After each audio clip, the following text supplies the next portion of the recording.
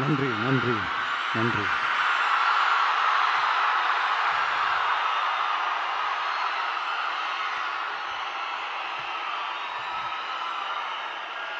நான் போன மீட்டிங்கில் வேலூரில் பேசும்போது சொல்லியிருந்தேன், தமிழ்நாடு தான் விஜய், விஜய் தான் தமிழ்நாடு அப்படின்னு நான் சொல்லியிருந்தேன்.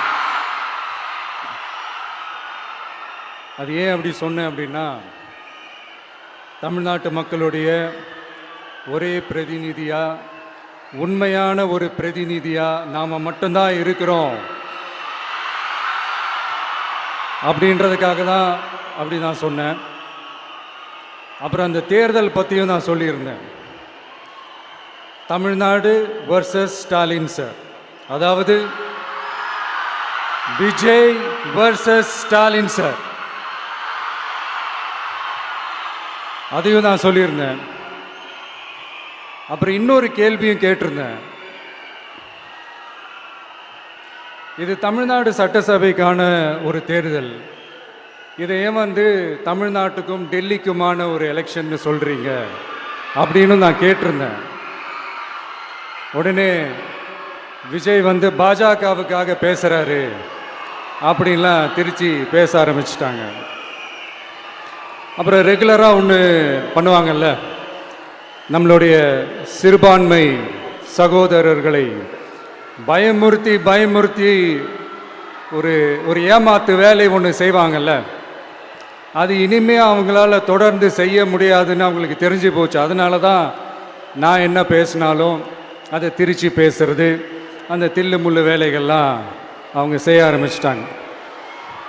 சென்னையில் டெல்லி டெல்லின்னு கூவுறதும், அடிக்கிற கொள்ளைக்கு ரைடு வந்துட்டா டெல்லிக்கு வெள்ளை கொடை பிடிக்கிறதும்,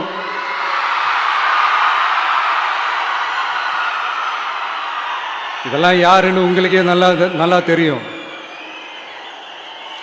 தமிழ்நாட்டை காப்பாற்றுறது திமுக தான், தமிழ்நாட்டை பிழைக்க வைக்கிறது திமுக தான், இதெல்லாமே பண்ணுறது திமுக தான், ஸ்டாலின் சார் தான். இதெல்லாம் ஒர்க் அவுட்டே ஆகாது பாஸ்.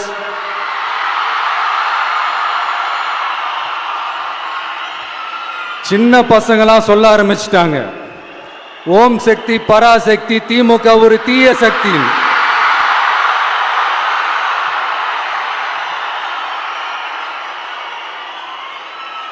அதனால இந்த தமிழ்நாடு இன்னொன்று வேற ஒன்று சொல்றாங்க. அது என்னடானா, தமிழ்நாட்டு அணி டெல்லி அணியா. கிரிக்கெட்ல கூட தமிழ்நாட்டு அணியை டெல்லி அணியால தொட்டு கூட பார்க்க முடியாது.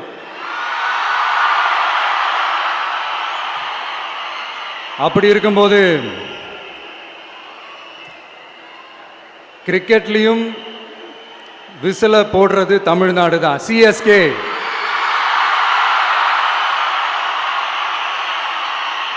வரப்போற எலெக்ஷன்லயும் விசில போட போறது நம்ம டிவிக்கே தான். தமிழ்நாடு தான் டிவிக்கே, டிவிக்கே தான் தமிழ்நாடு. இந்த அணி அந்த அணி டெல்லி அணி இதெல்லாம் அனைத்தும் உடைஞ்சி நொறுங்கும், டிவிக்கே அடிச்சு நொறுக்கும்.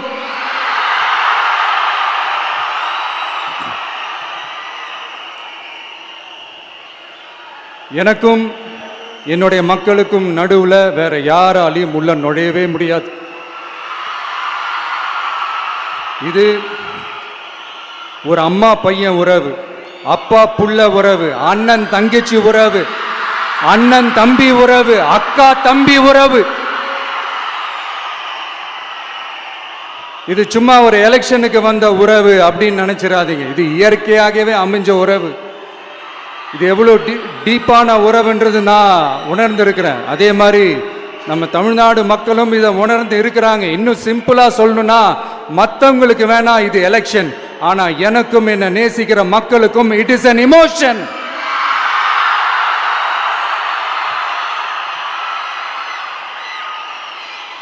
And it is not an ordinary emotion.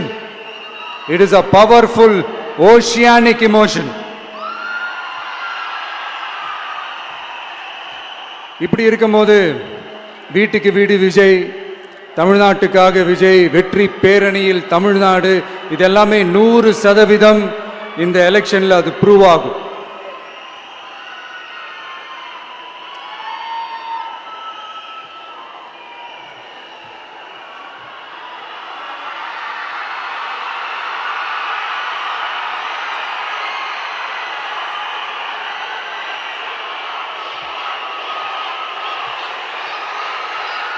நீங்க எல்லாரும் எனக்கு இன்னொரு உறுதிமொழியை ஒன்று கொடுக்கணும்.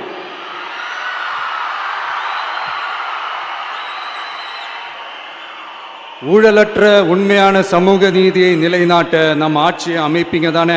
உங்களை தான் கேட்கிறேன், நம்ம ஆட்சியை அமைப்பீங்க தானே? இந்த விஜய்க்கு ஒரு வாய்ப்பு கொடுப்பீங்க தானே?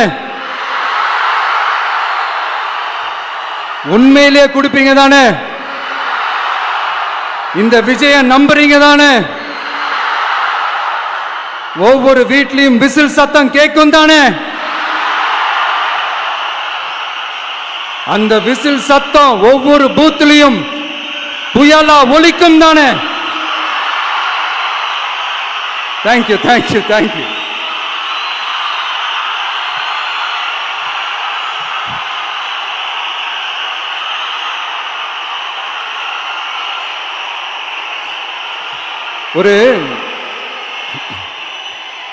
ஒரு டாக்டர் இருக்காருன்னா நாம் எப்போ அவரை பற்றி யோசிப்போம்? இப்போ நமக்கு ஏதாவது உடம்பு சரியில்லை அப்படின்னா அவரை யோசிப்போம், அவர் ஞாபகம் வரும். அது மாதிரி நமக்கு ஏதாவது ஒரு பிரச்சனை அப்படின்னா ஒரு வக்கீலை தேடிப்போம், அவர் ஞாபகத்துக்கு வருவார். இது மனித இயல்பு. அந்தந்த பிரச்சனை வரும்போது நம்ம அவங்கவுங்கள தேடி போவோம். ஆனால் ஆன் அ டெய்லி பேசிஸ் நம்ம சும்மா சாப்பிடும் போது கூட நம்மளை அறியாமல் ஒருத்தவங்களை பற்றி நினைப்போம், நம்மளை அறியாமல் அவங்களுக்கு நாம் நன்றி சொல்லுவோம். அந்த மதிப்பிற்குரிய அந்த மனிதர்கள் வேற யாரும் இல்லை, விவசாயி, விவசாயி, விவசாயி.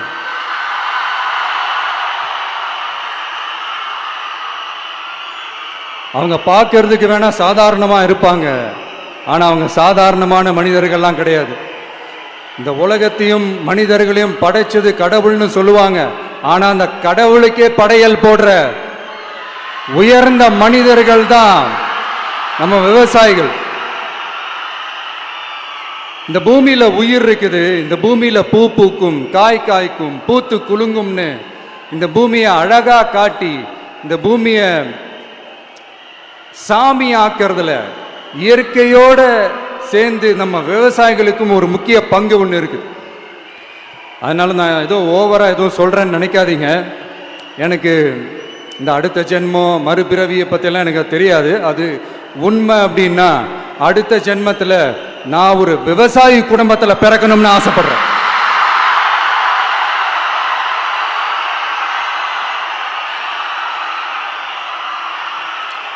எனக்கு விவசாயத்தை பற்றி டீட்டெயில்டாக தெரியாது தான், நான் ஒத்துக்கிறேன். அதனால் மற்றவங்க மாதிரி நானும் டெல்டாக்காரன் தான் அப்படின்னு உங்கள் காதில் டால்டா ஊத்தலாம் நான் வரல. எனக்கு விவசாயத்தை பற்றி டீட்டெயில்டாக தெரியலனா கூட அவங்க படுற கஷ்டங்களை பற்றி எனக்கு நல்லாவே தெரியும்.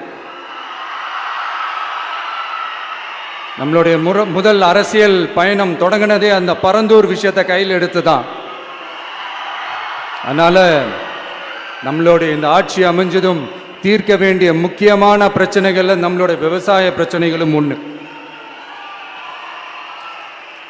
முதல்வர் அவர்களுக்கு இந்த மாதிரி நீங்கள் அது செஞ்சிட்டேன் இது செஞ்சிட்டேன் அப்படின்னு நிறையா பெருமையாக சொல்லிக்கிறீங்களே, ஒரு அடிப்படை ஒரு பிரச்சனையை பற்றி ஒன்று பேசுவோமா? கொஞ்ச நாளைக்கு முன்னாடி ஐநா சபை ஒரு ரிப்போர்ட் ஒன்று வெளியிட்டிருந்தாங்க. அது கூட தினத்தந்தி நியூஸில் கூட வந்துச்சு.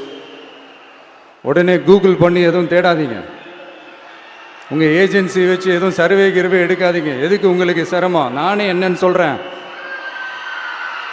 தண்ணீர் திவால் அப்படின்ற அந்த தலைப்பில் தண்ணியே இல்லாமல் திவால் ஆக போகுது அப்படின்ற அந்த கட்டுரை படிக்கும்போது உண்மையிலேயே மனசுக்கு ரொம்ப பகீர்னு இருந்தது.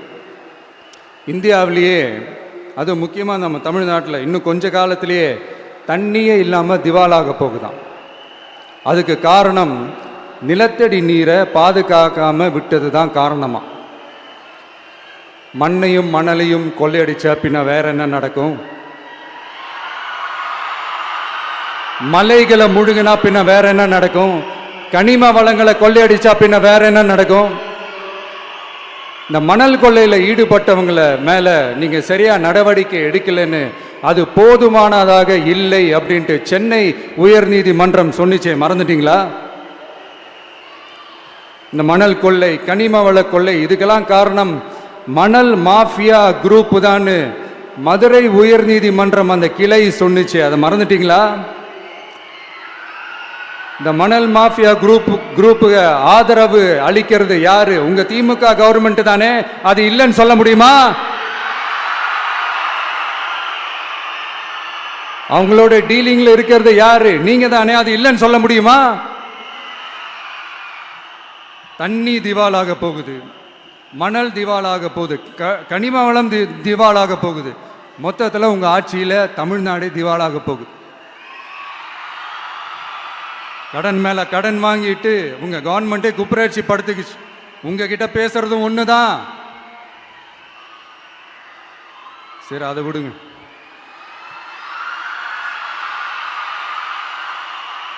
நம்ம விவசாயிகள் கஷ்டப்பட்டு விளைய வச்ச அந்த நெல்லெல்லாம் மழையில் நனைஞ்சி வீணா போச்சே.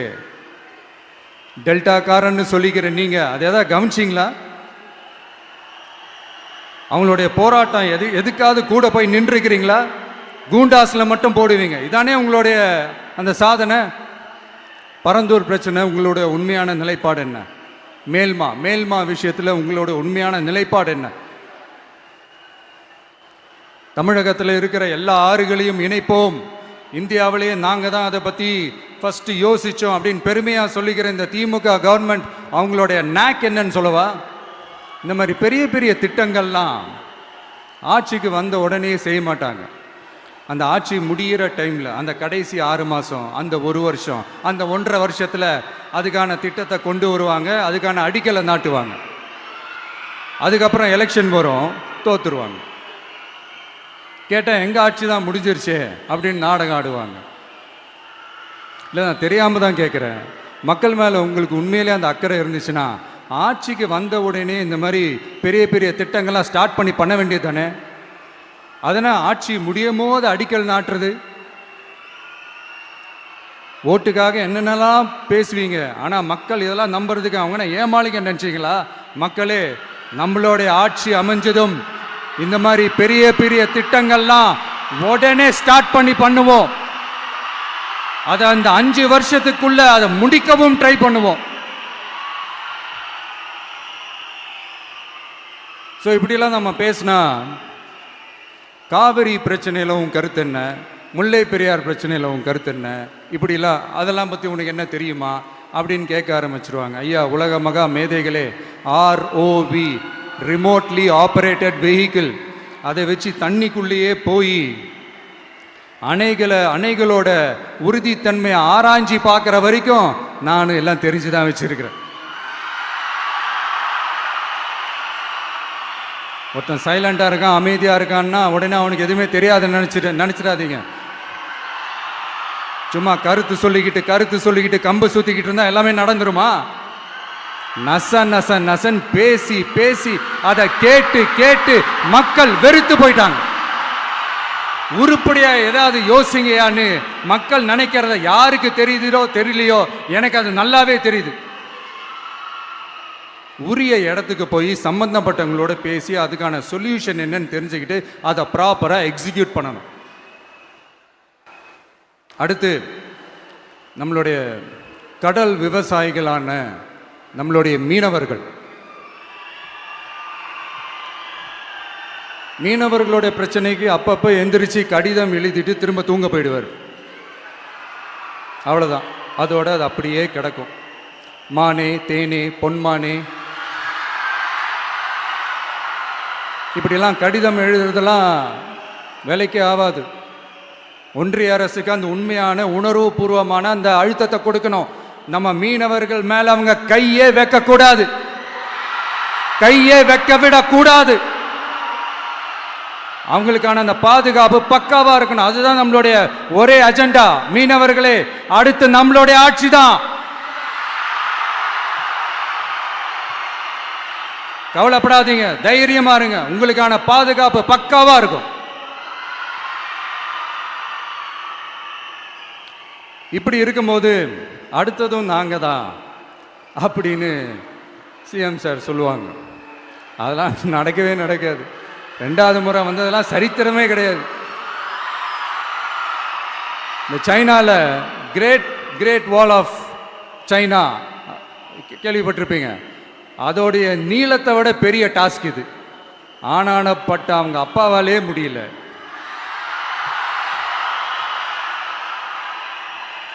நான் முன்னாடியே சொன்ன மாதிரி உரிய இடத்துக்கு போய் சம்மந்தப்பட்டவங்களோட பேசி அதுக்கான சொல்யூஷன் என்னன்னு தெரிஞ்சுக்கிட்டா அதை எக்ஸிக்யூட் பண்ணுறது தான் ஒரு தெளிவான அரசியல். சும்மா ஆறுதல் சொல்கிறதெல்லாம் தெளிவான அரசியல்லாம் கிடையாது.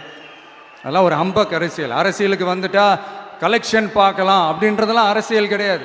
உண்மையிலே மக்களுக்கான அந்த உழைப்பு இருக்கணும். அதனால தான் நாம் அரசியலுக்கு வந்திருக்கிறோம். இது எதிரிங்களுக்கு நல்லாவே தெரியும். அதனால தான் நம்மளை சுற்றி அத்தனை சதிகள். அதில் முக்கியமான சதி என்ன தெரியுமா? இதை பாரு, ஒன்று நீ இல்லைனா நான் இல்லைனா நீ இல்லைனா நான். நமக்குள்ள வேற எவனும் நடுவில் வந்துடக்கூடாது. நாம 2 பேரால மட்டும்தான் மக்களை ஈஸியா ஏமாத்த முடியும். இந்த விஜய் வந்ததுனால நமக்கு பொழப்பே போச்சு. மக்கள் வேற அவனை தான் நம்புறாங்க. நாம வெளியே அடிச்சுக்கிற மாதிரி அடிச்சுக்கிட்டாலும் உள்ள நம்மளுடைய டீலிங் பக்காவா இருக்கணும். மக்களோட ஃபீலிங்ஸை பத்திலாம் நமக்கு கவலை இல்லை. நமக்கு டீலிங் தான் முக்கியம். மாத்தி மாத்தி ஆட்சிக்கு வந்துடலாம்னு நினைச்சோம். ஆனா அது நடக்காது போல் இருக்கு. அதனால நீ என்ன பண்ற? எஸ்ஓபின்னு போட்டு ஒரு பக்கம் அவனை தடுத்துரு, இன்னொரு பக்கம் அவன் மேல பழி போட்டு நானும் தடுத்துடுறேன். என்ன ஓகேவா? டீலிங் ஓகேவா? ஓவர்.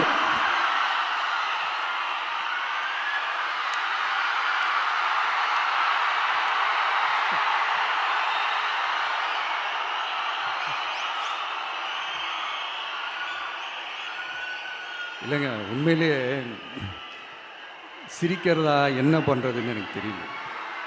உண்மையிலே இப்படி தான் இருக்கு அவங்க டீலிங்லாம்.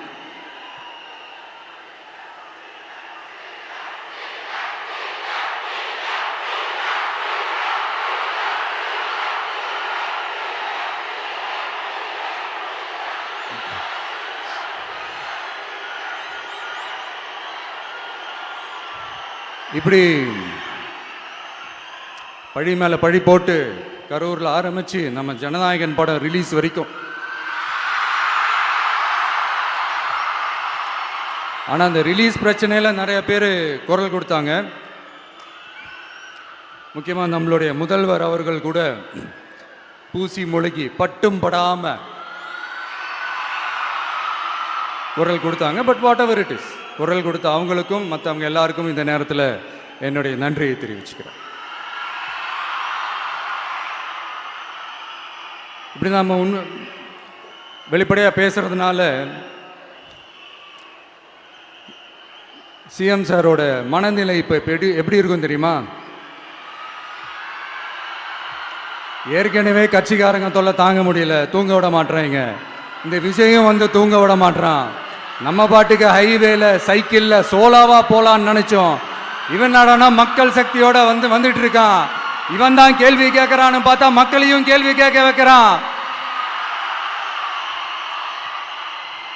1000 ரூபாய் கொடுத்துட்டு இருந்தோம், 5000 ரூபாய் கொடுத்து ஏமாத்தலான்னு பார்த்தா அதையும் கேள்வி கேட்க வைக்கிறான்.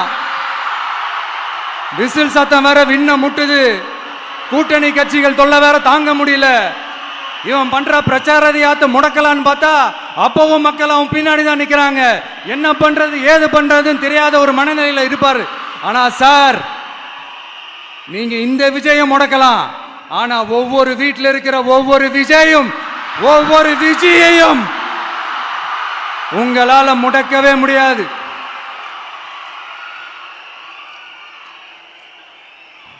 அவங்களாம் ஆல்ரெடி பிரச்சாரத்தை ஸ்டார்ட் பண்ணிட்டாங்க சார். வீட்லயே குடும்பமா இறங்குவாங்க பாருங்க பிரச்சாரத்துக்கு. அப்ப உங்களால மட்டும் இல்ல, எந்த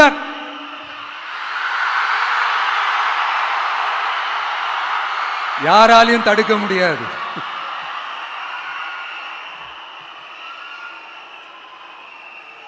நம்ம டவுன் சவுத்தில் ஒரு ஊரில் உங்கள் அப்பாவுக்கு வெங்கல சிலை வைக்கணும்னு ட்ரை பண்ணீங்கல்ல, அதுக்கு சுப்ரீம் கோர்ட் என்ன சொன்னாங்க?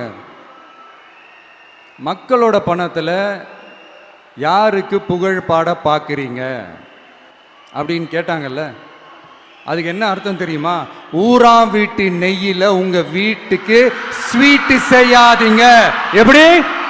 ஊராம் வீட்டு நெய்யில் உங்க வீட்டுக்கு ஸ்வீட் செய்யாதீங்கன்னு அர்த்தம். மக்களோட ஒரு அடிப்படை வாழ்வாதாரத்துக்கு ஏதாவது பிரச்சனைக்குன்னு கேட்டா நிதி சுமைன்னு சொல்றீங்க. செலை வைக்கிறதுக்கு மட்டும் எங்கிருந்து சார் காசு வருது?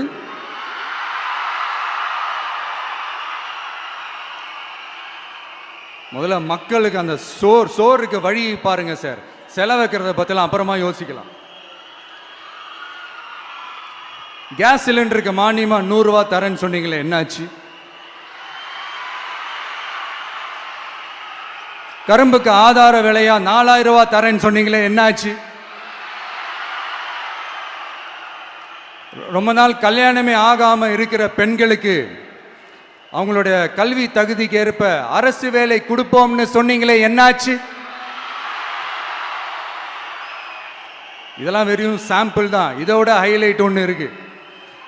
மாநில அரசால முடியவே முடியாதுன்னு தெரிஞ்சுக்கிட்டோம், நாங்க வந்தா நீட்டை ஒழிப்போம். ஆகா ஆகா ஆகா ஆகா, எவ்வளவு பெரிய ஒரு மோசடி இது! கேட்டா நாங்க தான் முன்மாதிரி ஆட்சின்னு சொல்லுவாங்க. மோசடி ஆட்சி. மோசமானவங்களே முக்கியமானவங்க கேள்விப்பட்டிருக்கிறீங்களா? அந்த மாதிரி மோசடி ஆட்சியிலே முக்கியமான ஆட்சி இந்த திமுக ஆட்சி. மக்களே, மக்களை நேசிக்கிற விஜய் வேணுமா? மக்கள் விரோத ஆட்சி நடத்துற ஸ்டாலின் சார் வேணுமா?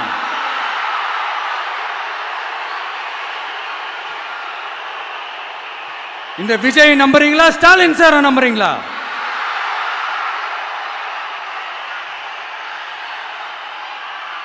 இந்த சத்தத்துக்கு அர்த்தம் தெரியுமா சார்?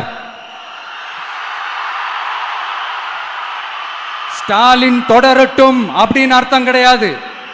தீய சக்தி திமுக ஆட்சி மறையட்டும், தூய சக்தி டிவிகே ஆட்சி வரட்டும். நானும் உதிக்கட்டும்னு சொல்லாம்னு நினைச்சேன், பார்த்தா அதை வேற திருச்சி பேச ஆரம்பிச்சிருவாங்க. திருநெல்வேலியில், நாங்குநேரியில் இப்போ ரீசெண்டா ஒரே லைன்ல சொல்லணும்னா, நம்ம நண்பர் ஒருத்தர் ட்வீட் போட்டிருந்தாரு, அதையே சொல்றேன். ஸ்டாலின் தொடரட்டும், சட்டம் ஒழுங்கு சந்தி சிரிக்கட்டும். இதுதான் அந்த பிரச்சனைக்கு ஒரே லைன்.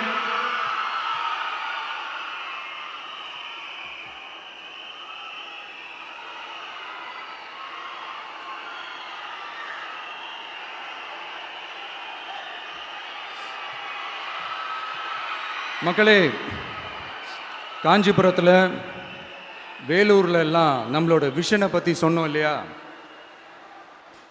அதே மாதிரி இங்கேயும் சில விஷன்ஸை சொல்லணும். இது மற்றவங்க மாதிரி தேர்தல் வாக்குறுதின்னு சொல்லி ஏமாத்துறது கிடையாது. நம்மளை நம்புகிற மக்களுக்கு நம்பிக்கை தர்றது. நம்ம ஆட்சிக்கு வந்ததும் இதெல்லாம் செய்ய நடவடிக்கை எடுப்போம்னு சொல்கிறது. டெல்டா விவசாயிகள் சமீபத்தில் கூட உரத்தட்டுப்பாட்டை சந்திச்சிங்கல்ல. சில பேர் உரத்தை பதுக்கி வச்சு அதிக விலைக்கு விற்றதா நியூஸ்லாம் கூட வந்துச்சு. நம்ம டிவிக்கு ஆட்சி வந்ததும் உரத்தட்டுப்பாடு இல்லாமல் பார்த்துக்குவோம்.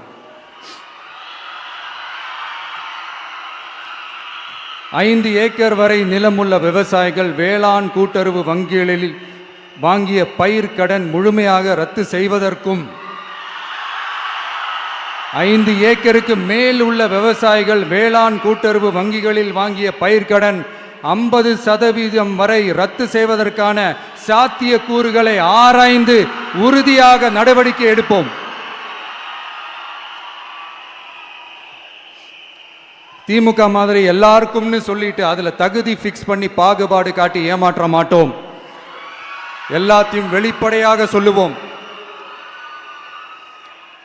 2 ஏக்கர் வரை நிலமுள்ள விவசாயிகள் மற்றும் நிலமற்றவர்கள் குடும்பத்தில் யாரும் மாநில மற்றும் ஒன்றிய அரசு ஊழியராக இல்லாமல் இருக்கும் பட்சத்தில் அவர்களின் குழந்தைகளின் பொறியியல் மற்றும் மருத்துவம் உள்ளிட்ட தொழிற்கல்வி முதல் அனைத்து வகை படிப்புகளுக்குமான முழு செலவையும் அரசே ஏற்கும்.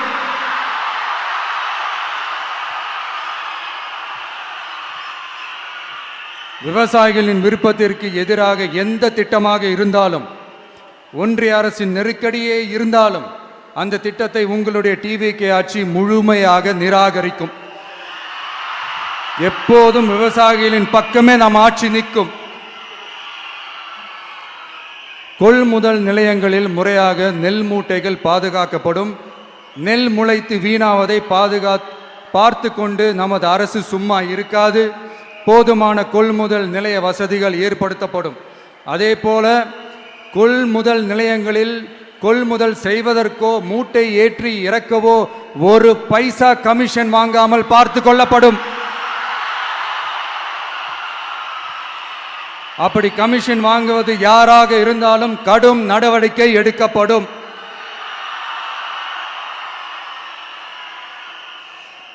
ஐநூறு ரேஷன் கார்டுகளுக்கு ஒரு ரேஷன் கடை என்ற வரையறை நிர்ணயிக்கப்படும். கிராமங்களிலும் எடையாளர் நியமிக்கப்படுவார். பெண் விற்பனையாளருக்கு பெண் எடையாளர், ஆண் விற்பனையாளருக்கு ஆண் எடையாளர் என்பது பின்பற்றப்படும்.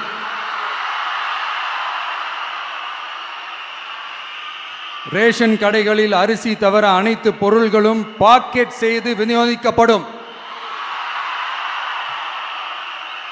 மீனவர்களுக்கு ஒன்றிய அரசு சட்டப்படியான பாதுகாப்பை உறுதி செய்ய வேண்டும். அதற்கான உண்மையான உணர்வுபூர்வமான அழுத்தத்தை ஒன்றிய அரசுக்கு நமது டிவிக்கு அரசு கொடுக்கும். நான் மீண்டும் சொல்றேன், கல்வி, மருத்துவம், ரேஷன், குடிநீர், சாலை வசதி, பஸ் வசதி, இது மாதிரி அடிப்படை விஷயங்களுக்காகத்தான் நம் அரசு முதல்ல முக்கியத்துவம் கொடுக்கும். எனக்கு நம்மளோட குழந்தைகள், நம்ம பெண்கள், நம்ம இளைஞர்கள் லைஃபுக்கு முன்னுரிமை கொடுக்கணும். அரசு வேலை வாய்ப்புகள் மட்டும் இல்லாம தனியார் வேலை வாய்ப்புகளுக்கான வழியையும் உத்தரவாதத்தையும் உருவாக்கணும். அப்படி நாம் உருவாக்கிட்டாலே அவங்களுக்கான ரூட்டை நம்ம இளைஞர்கள் அவங்களே தேர்ந்தெடுத்துப்பாங்க. இத்தனை கோடி அத்தனை கோடி ஒப்பந்தம்னு சொல்லி விளம்பரம் மட்டும் செய்யாம உண்மையான ஒப்பந்தம் போட்டு வெள்ளை அறிக்கை வெளியிட்டு அதை செயல்படுத்தினாலே போதும், எல்லாம் தன்னாலே நடக்கும். இங்க என்னனையும் சொல்ல நினைக்கிறேன், இங்க அடுத்து நாங்க தான் நெஞ்சை நிமித்திரி கூவுற யாராச்சும் நாங்க ஊழலே செய்யாதவங்கன்னோ ஊழல் செய்யவே மாட்டோம்னோ நெஞ்சை தொட்டு மனசாட்சியோட சொல்ல முடியுமா? ஆனா நாம இன்னைக்கு இல்ல, ஆட்சிக்கு வந்ததுக்கு அப்புறமும் ஓப்பனா தில்லா கட்ஸா சொல்லுவோம், ஊழல் லஞ்சம் இல்லாத ஒரு ஆட்சியை கொடுக்க உண்மையா ட்ரை பண்ணாலே போதும், எல்லாம் தன்னாலே நல்லா நடக்கும். எல்லாரும் கொஞ்சம் கை இப்படி வைங்களேன். எங்க ஓட்டு எங்க உரிமை, எங்களை யாரும் விலைக்கு வாங்க முடியாது. எங்க ஓட்டு விசில் சின்னத்துக்கு தான். யாரையும் நம்பி ஏமாற மாட்டோம். எங்க வார்த்தையிலிருந்து மாற மாட்டோம். இது நிஜம். தேங்க்யூ.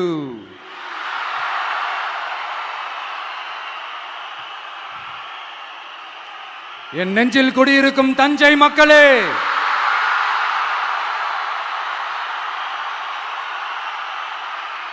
என் நெஞ்சில் குடியிருக்கும் வேலூர் மக்களே, வேலூர்ல இதை நான் சொல்ல மறந்துட்டேன், சாரி. உங்களுக்காக இங்க நான் சொல்றேன், உங்களோட நான் இருக்கேன், நம்மளோட நம்ம மக்கள் இருக்கிறாங்க. இதுக்கு மேல என்ன வேணும்?